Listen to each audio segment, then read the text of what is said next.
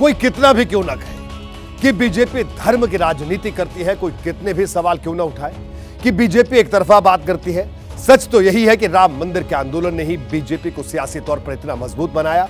1984 में जिस पार्टी के पास लोकसभा की सिर्फ 2 सीटें थी, वो राम पथ पर चलकर ही आज लगातार दूसरी बार सत्ता में है और हैट्रिक लगाने की प्रबल दावेदारी जता रही है। बीजेपी ने कैसे हिंदूवादी राजनीति को अपना हथियार बनाया और कैसे सियासी तौर से फलती फूलती गई, वो भी मैं आपको जल्दी से बता देता हूं।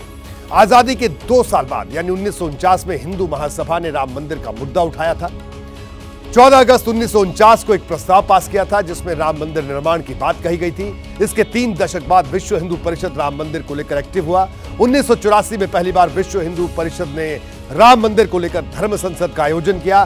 धर्म संसद में कहा गया कि अयोध्या में राम मंदिर, वाराणसी में काशी विश्वनाथ मंदिर और मथुरा में कृष्ण मंदिर के लिए आंदोलन चलाया जाना चाहिए। बड़ी बात यह है कि उस वक्त कांग्रेस के कई नेता इसके पक्ष में थे, लेकिन जब बीजेपी इसमें बहुत रुचि उस वक्त तक नहीं ले रही थी। 1984 के लोकसभा चुनाव में जब बीजेपी को 2 सीट मिली, तब संघ की तरफ से बैठक बुलाई गई। इसी बैठक में तय किया गया कि अब मुद्दों में बदलाव करने की जरूरत है। 1989 में जब लोकसभा चुनाव होने वाले थे, तब बीजेपी ने पहली बार अपने घोषणा पत्र में राम मंदिर निर्माण की बात लिखी। हिमाचल प्रदेश के पालमपुर में भारतीय जनता पार्टी का अधिवेशन था हम अगर बात करें 89 की, और उसी अधिवेशन में यह प्रस्ताव भी पारित हुआ। इसका असर यह हुआ कि जिस पार्टी के पास सिर्फ लोकसभा की 2 सीट थी, उसे 85 सीटों पर जीत मिली। 19 लोकसभा चुनाव के बाद ही बीजेपी ने राम मंदिर के मुद्दे को धार दी।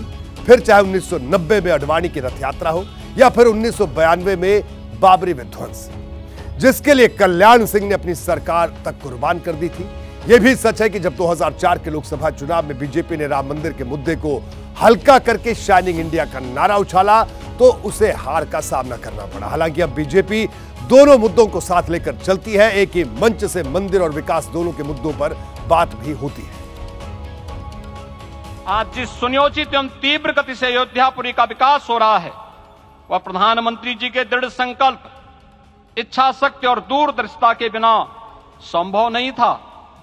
कुछ वर्ष पहले कल्पना से परे था कि अयोध्या में एयरपोर्ट होगा, यहां के नगर के भीतर 4 लेन की सड़कें होंगी, सरयू जी में क्रूज चलेंगे, अयोध्या की खोई गरिमा वापस आएगी।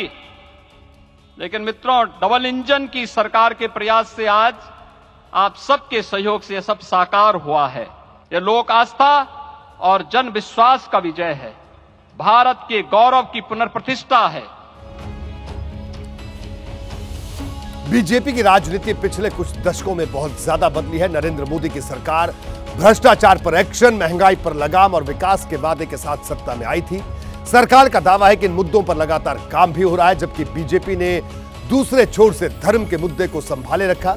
फिर चाहे वाराणसी में ज्ञान वापी पर कानूनी मामला हो या फिर मथुरा के श्री कृष्ण जन्मभूमि से जुड़ा मुद्दा, अयोध्या का अध्याय समाप्त होने के बाद काशी और मथुरा के नारे ही उछाले जा रहे हैं।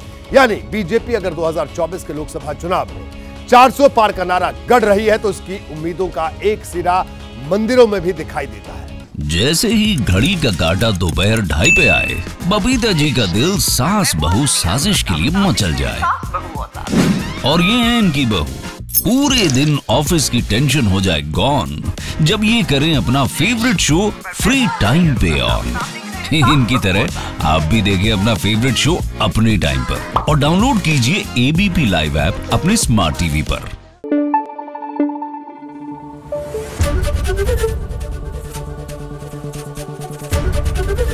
एबीपी न्यूज आपको रखे आगे।